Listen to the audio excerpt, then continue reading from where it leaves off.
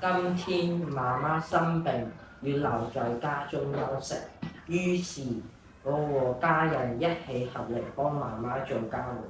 首先，我幫媽媽摺衣服，但是你哋喺度講緊咩啊？讀緊課文？唔係啊，我練習緊看圖說故事，聽日要考試㗎。但係點解你好似講到讀緊課文咁嘅啦？咁係佢用咗書面語嚟讀故事啦。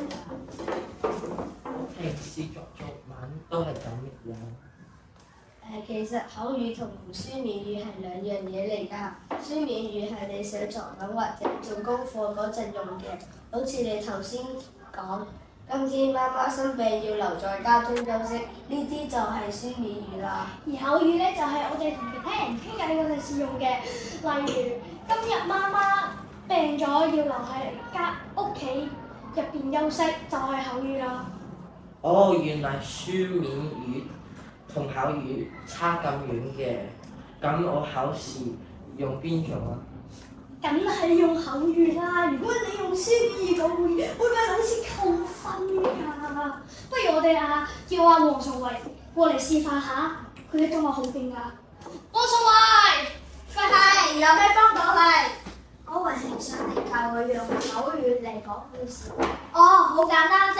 咁我問你喎嘅口語係咩啊？同埋。家人呢？屋企人。一起呢？一齊。衣服呢？衫。但是呢？但係冇錯啦，歐雲兄，你而家將你頭先嘅句子轉晒做口語去講啦。好，我試下。今日媽媽病咗，要留喺屋企休息，於是我同屋企人一齊合力幫媽媽做家務。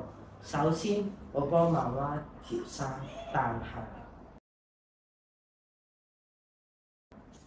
咁樣得唔得啊？好咗好多，流暢又自然。呢個就係口語啦。各位同學記得講故事嘅時候，一定要用返口語去講啊！只有寫作文或者做功課嘅時候先會用書面語㗎。拜拜。